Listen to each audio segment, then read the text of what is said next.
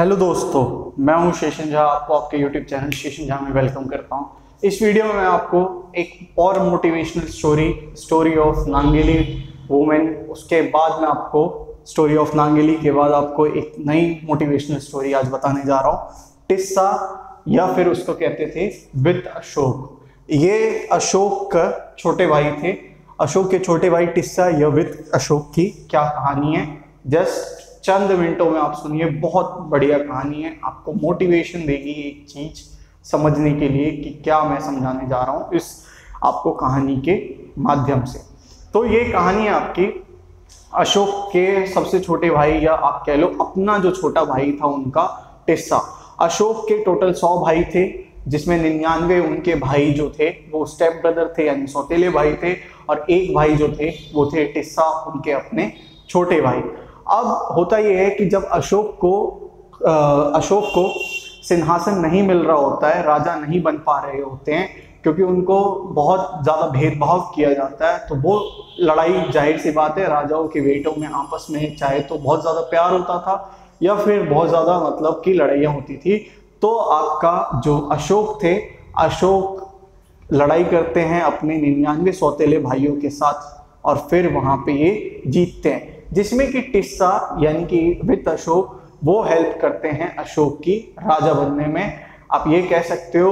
और इनको टिस्सा को, इनको सिंहासन से कोई प्यार नहीं रहता, भाई से प्यार रहता है, तो इनको सिंहासन पे इनकी कोई नजर नहीं रहती है। लेकिन हाँ, ये बहुत ज्यादा राजभोग विलास वाले इंसान होते हैं, मतलब कि बहुत ज्यादा भोग करना, बहुत ज्यादा एकदम रुतबे में रहना, या फिर आप कह सको कि जो भी साधु संत महात्मा हुए उनके प्रति एक तरह से हीन भावना रखना कि ये लोग क्यों नहीं कुछ काम कर रहे हैं, क्यों ऐसे बैठे पड़े हैं, या क्यों आ जाते हैं भिक्षा मांगने के लिए, या फिर क्यों जिंदगी को मतलब एक कहते हैं कि एक रंग से, एक रूप से क्यों नहीं मोह है इनको। तो इन सब चीजों का इनके अंदर बातें चला करती थी। तो ये कहानी है तब की, जब अशोक एकदम 99 भाइयों को मार के उसके बाद सिंहासन पे ये बैठे थे। और एक सभा में क्या होता है, एक सभा में जब नाच गान हो रहा होता है, उसके बाद आपके आते हैं बुद्धिस्ट मॉन्क, यानी बुद्धिस्ट साधु आते हैं, और फिर उनके आपस में उनकी और बात चल रही होती है अशोक की। लेकिन टिस्सा वहां पे रहते हैं, बहुत अजीब सा व्यवहार करते हैं बुद्धिस्ट मॉन्क के साथ, लेकिन अशोक तब उनको कुछ नहीं कहते हैं। अशोक अपने प्रधान सेनापति यानी राधागुप्त के साथ, ये राधागुप्त वही है जो चंद्रगुप्त के आपके क्या थे, शिष्य थे, राधागुप्त के साथ मिलकर एक योजना बनाते हैं कि अशोक को जीवन के बारे में और इन साधु महात्मा के बारे में एक किस्सा मतलब समझाया जाए कि चलता क्या है। तो होता यह है कि अशोक थोड़ी देर के लिए बाहर जाते हैं, उतने में ही राधागुप्त क्या करते हैं, टिस्सा को सिंहासन पे बिठाते हैं। सिंहासन पे बिठाने के बाद उनको कहते हैं आप बैठिए, आप ही राजा हैं, आप ही है जो है, उनके लिए कुछ फल वगैरह मंगवाते हैं, उनके लिए जूस मंगवाते हैं, इस तरह की चीजें मंगवाई जाती है और उनको बिठा दिया जाता है। जैसे ही अशोक आते हैं, वैसे ही अशोक विद अशोक को यानी टिस्सा को कहते हैं कि आप यहाँ पे बैठे थे, यानी आप भी मेरे सिंहासन के ऊपर देख रहे थे, आप भी उतने ज्यादा एलिजिबल नहीं हो जो कि आप मेरे से ऊपर बैठ सको यहाँ पे, अगर हो तो आप मेरे से युद्ध करो। लेकिन विद अशोक या टिस्सा मैं कहना चाहूंगा, टिस्सा उनको समझाते हैं कि नहीं, ऐसा मैंने नहीं किया, राधागुप्त ने मेरे को जबरदस्ती सिंहासन पे बिठाया है।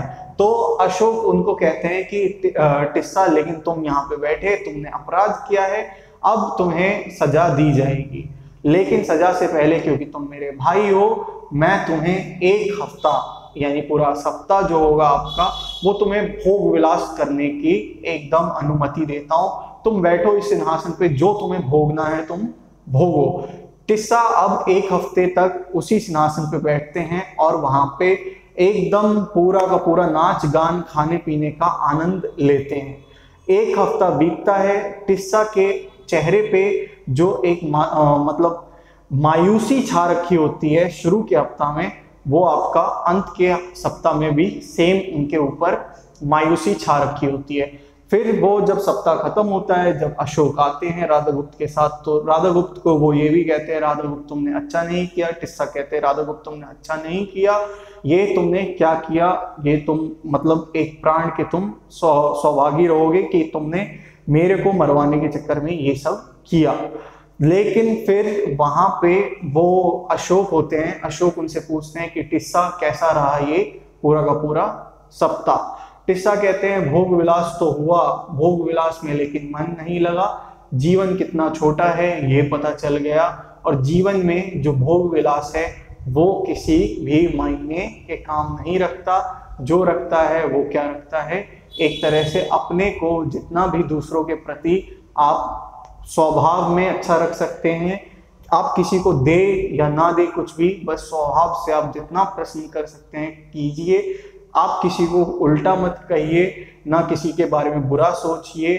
और साधु महात्मा सही है जिन्होंने क्या किया, अपना एक तरह से त्याग कर रखा है, वो ये बात अशोक को कहते हैं। अशोक फिर उनसे यही कहते हैं कि यही कहानी समझाने के लिए उन्होंने और राधागुप्त ने ये योजना रखी थी, जिसकी वजह से तुम्हें ये सब भोगना पड़ा, एक हफ्ते तक तुम्हें ये सोचना पड़ा। अब तुम्हें ये समझ में आ गया है, अब तुम इनके प्रति, जो बुद्धिस्ट मॉन्क थे उनके प्रति अब हीन भावना नहीं रखोगे, या फिर कोई भी साधु महात्मा होंगे उनके प्रति भी हीन भावना नहीं रखोगे। फिर लेकिन जो टिस्सा होते हैं, टिस्सा वो इतना ज़्यादा डूब चुके होते हैं कि what is life what is death के बीच में, लाइफ और डेथ के बीच में, कि लाइफ आफ्टर डेथ, इन सब चीज़ों के बीच में, कि वो कहते हैं नहीं मेरे लिए ये सब चीज़ें जो हो गई हैं उनकी कोई वैल्यू नहीं है, अब मैं जो हूँ वो पूरा का पूरा संत बनूंगा। और फिर वो उसके बाद बुद्धिस्ट मॉन्क बनने का सोचते हैं। उसी के बाद उनका नाम पड़ता है वित्त अशोक।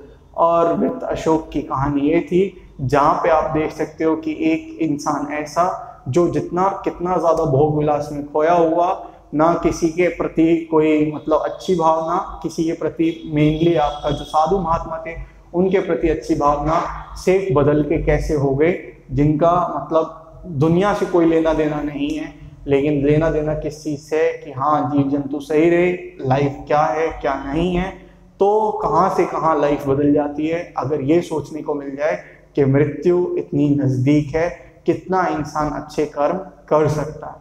तो यही थी एक मोटिवेशनल स्टोरी।